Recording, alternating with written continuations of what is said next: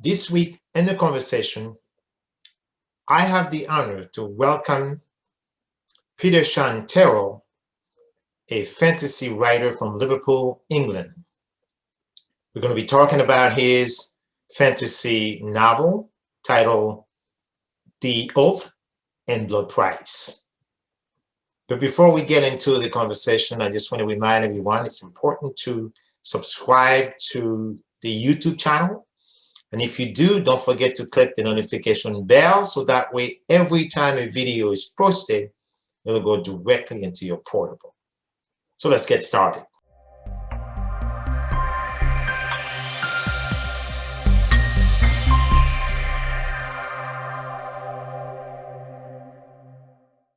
Again, my name is Ardain Isma, and it's an honor to have with me an interesting writer from Liverpool, England. His name is Peter Shaun Tyrell. We're going to be talking about his interesting novel titled The Oath and Blood Price. So, Tyrell, welcome to the conversation. Thank you very much. Thank you. It's a pleasure to be here. Okay, so just to begin with, I know you have such interesting title, The Oath and Blood Price. So what really led you to choose this particular title? Because I know the story is set in a fictional land called Dora, and divided in two states, if I can understand it. Okay, and the story unfolds this way. Could you please tell the audience what led you to choose such interesting and also intriguing title? Well, basically, without giving too much of the story away, I wanted to create something that links in with the story itself. You know, with a lot of fancy titles, I feel it's a bit detached from the story itself. It seems to just be like a power word, like vengeance or rage or something like that. Okay. Whereas I wanted to have something that subtly links in with the story. And basically that's how I came up with it. It's the themes within the book effectively, and I was looking for the most snappiest, kinds of words, and they're the ones that came to me. Okay. I know writers, specifically novelists, they create their own world based on the reality of the world that we're living in. So by choosing this specific fictional land, was that based on some personal experiences or places you have visited in the past, or some areas in Britain? Yeah, it kind of everything that what I wanted to do was just create a world that I wanted to read. Right. So all my influences, whether they be fictional or non-fictional, just bled into this world. Right. So yeah, I used to do day trips with my family, up and down the country to places like the Lake District, that had vast mountains and massive lakes, and see that, yeah. And then all the video games I've played and all the stories I've read, it's all kind of bled into the world that all the great things that have came from all these stories and places I've visited. I wanted to put them all into this world. Okay. And yet a fantasy setting was the perfect place to do it. Okay. All right. That's interesting. So let me ask you a question. So you said it's the first of a long series. So how many you think it might be at the end of the day?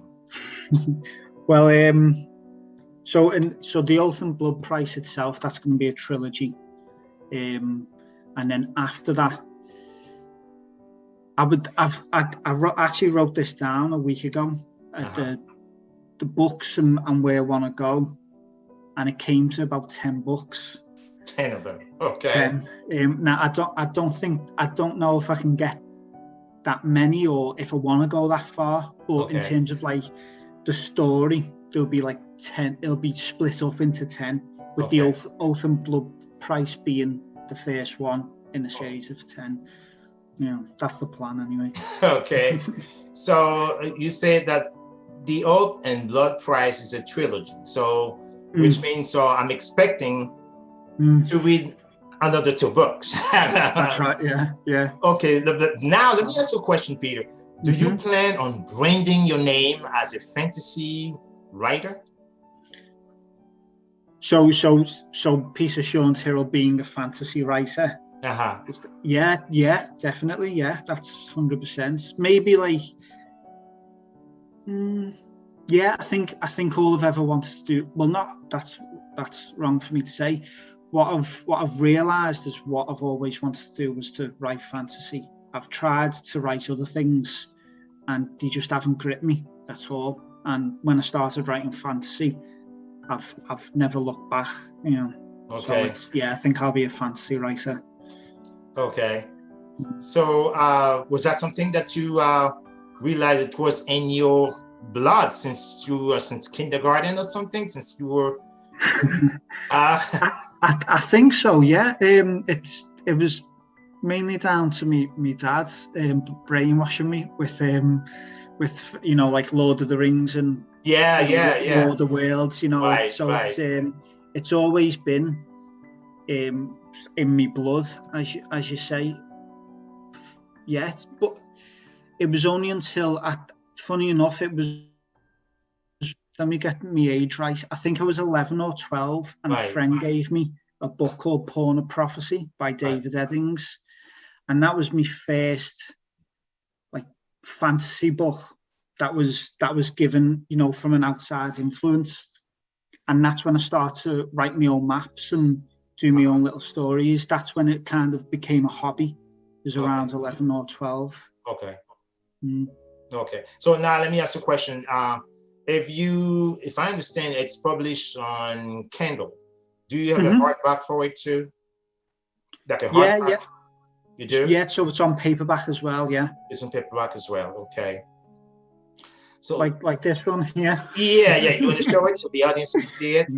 Okay. That's it. Oh, there you go. Okay, I got it. Physical. Very good. Right there. Okay, so that means so I know writers usually they have what we call a self-imposed deadline. Do you have that? Yeah, absolutely. So for part 2, I'm thinking of January. I'll try and get it done before then, maybe before the Christmas rush.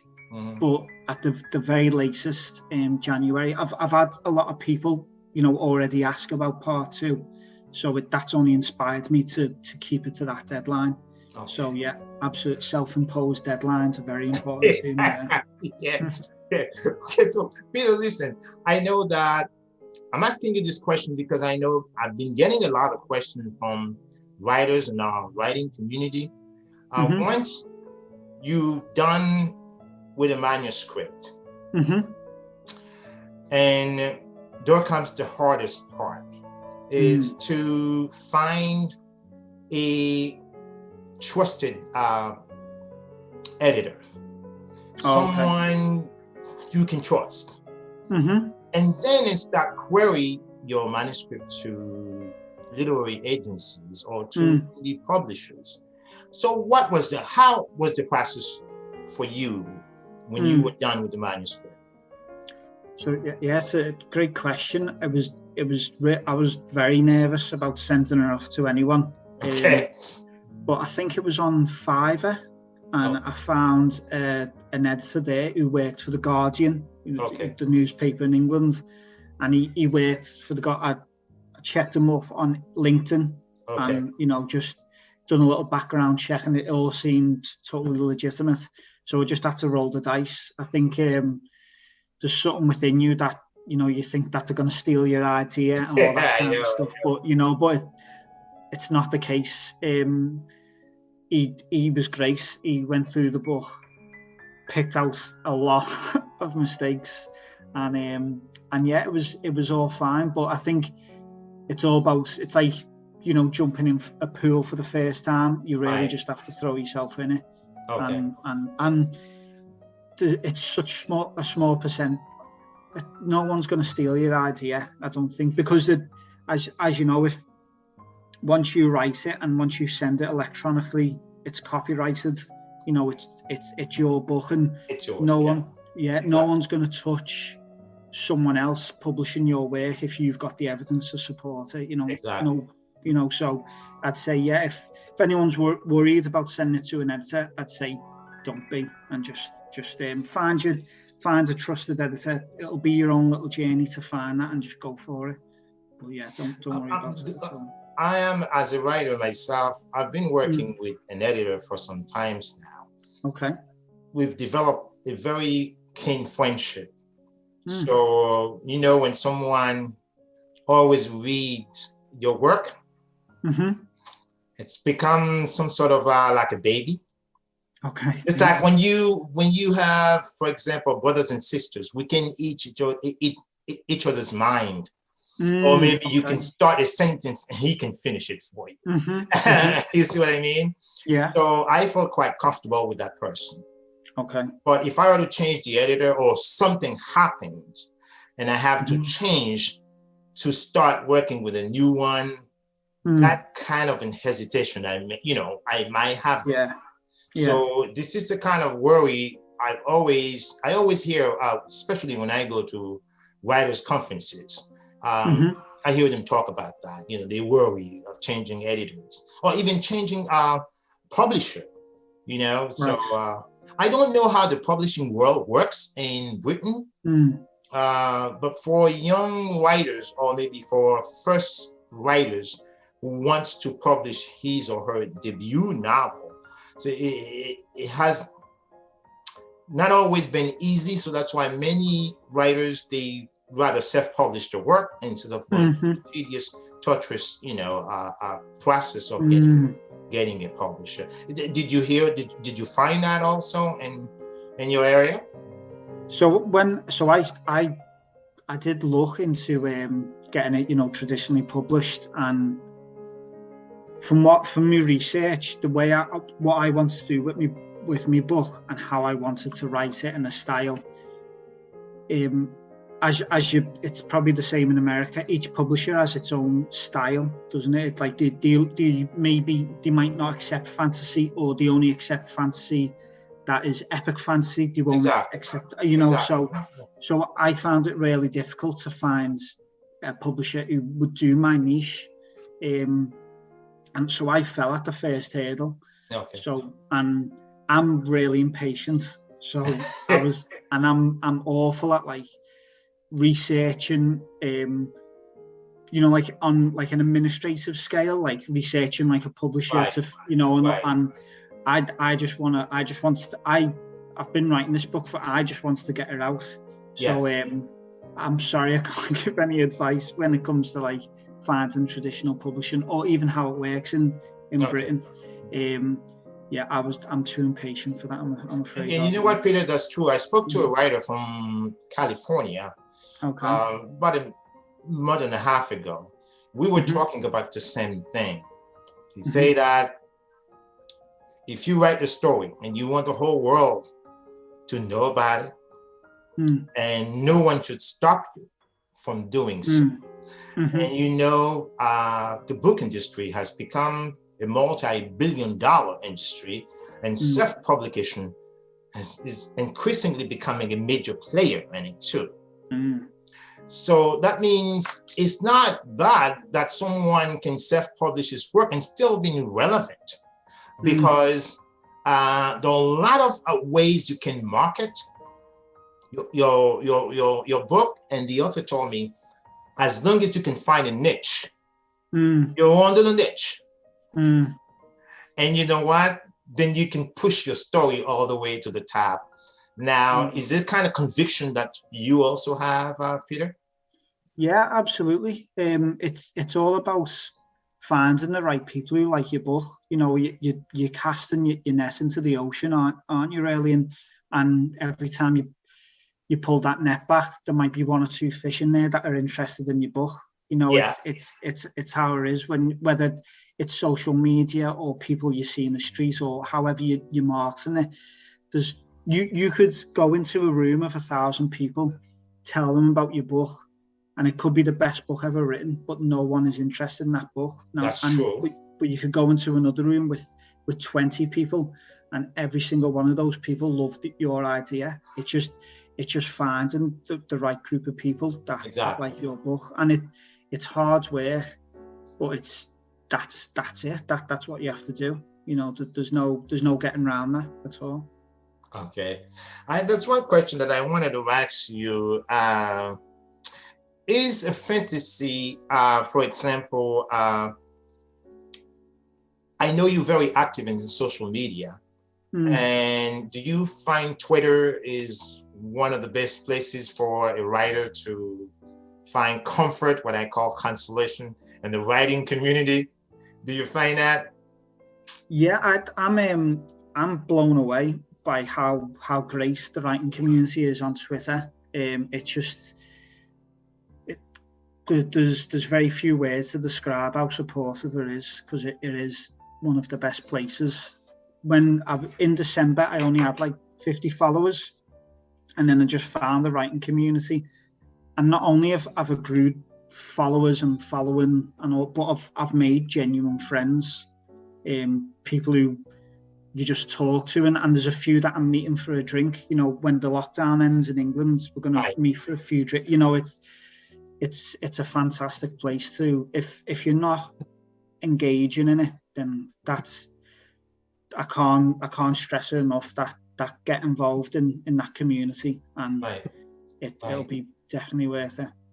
Do you think it's because of the way Twitter is designed? Because you don't have to write long stories to get people to believe in you, as opposed to Facebook or maybe LinkedIn. And Twitter is so quick and easy, and you're precise and concise on your posting. Do you think it's one of the reasons why people feel more connected, interconnected? I think so, because it's got more of a conversational style. Okay. You know, you're putting these little tweets and responses, whereas in places like LinkedIn and Facebook, you can write whole paragraphs and pages and reams of things, and I think it distances that conversational style that Twitter gives you. So yeah, I definitely think it's down to how Twitter's set up. It definitely helps. Now, since the publication of the Earth and Blood Prize, have you ever reached out to local media in your area in Liverpool, like newspapers and radio stations? And actually, yeah, I was now that, because the lockdown's starting to end in England, so I've been looking into local, like there's a local TV channel, and the local newspapers. We've been looking into, you know, getting it out there, and either whether they're interested in just giving it a review or whether it may be. But yeah, it's 100% something that I think it's very important to me to, like, not be known.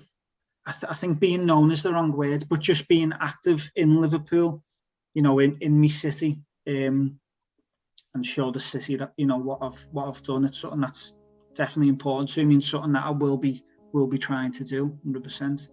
If I had my way, I would have done like a book launch somewhere in Liverpool as well. I might have to do a belated one, but it's something that 100% interested in.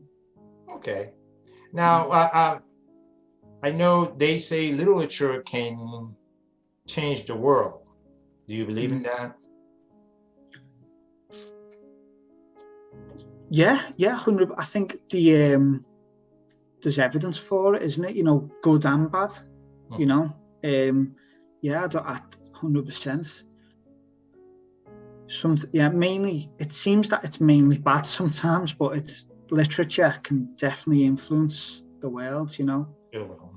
Yeah, I mean, I don't want to go into, because I don't want to go too deep into it, but yeah, it's a fact that literature can change the world. So having said that, do you imagine a world without literature?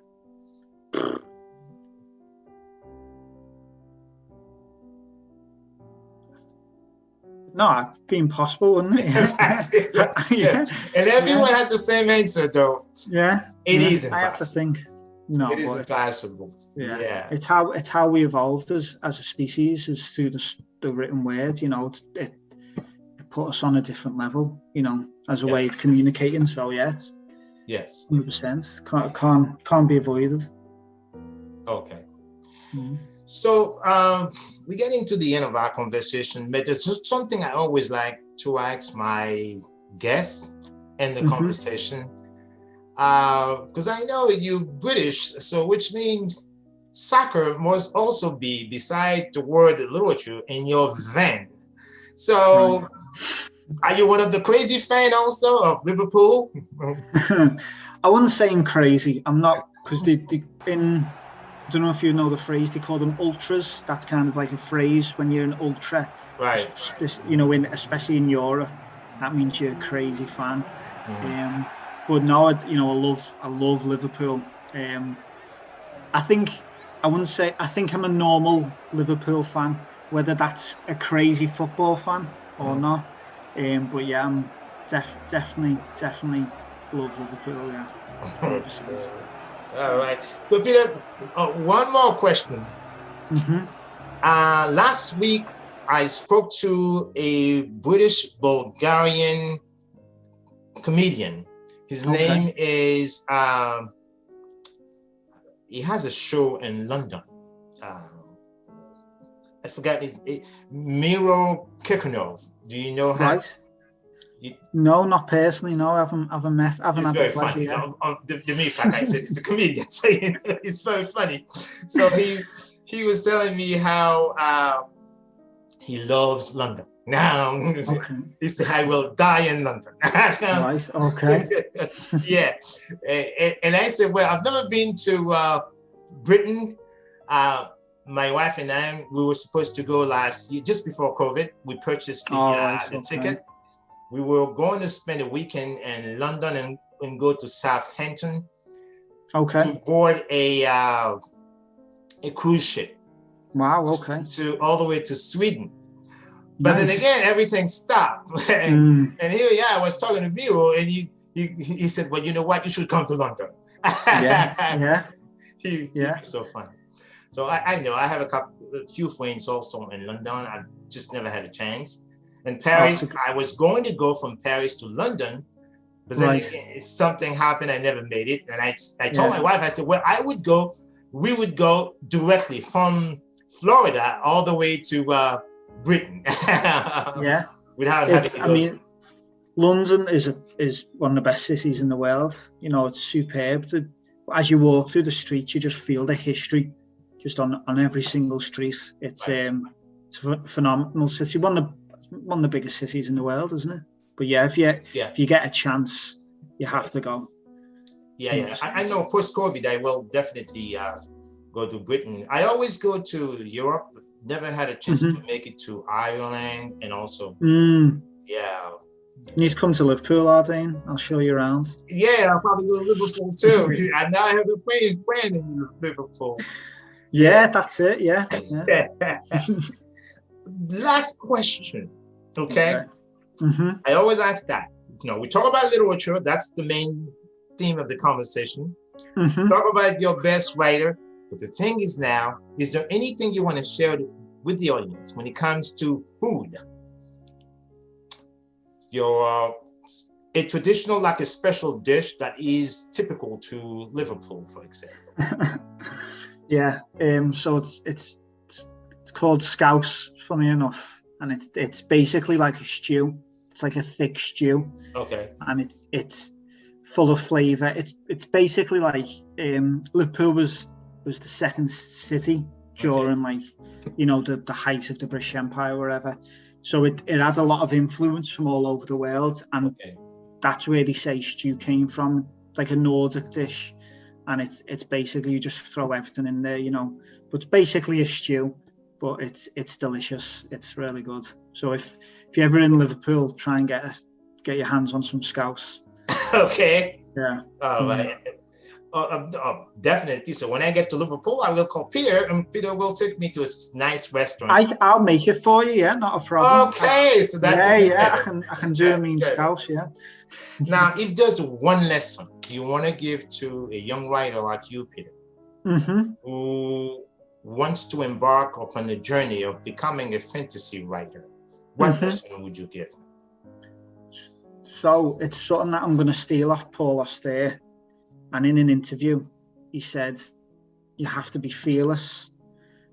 And I always wondered, well, how can a writer be fearless? You know, we're not fighting a war or in a battle. How can you be fearless? But when you write, you're faced with so many fears, you know, and you do have to just be fearless and don't worry about worry, but don't care what people are going to think, but don't let it stop you at all, and just be fearless every step of the way and just go through it wherever you may feel. Yeah, just be fearless is what I'd say. Okay. So with that, I'm just going to say it was such a pleasure to have writer Peter Shaun Tyrell in the conversation.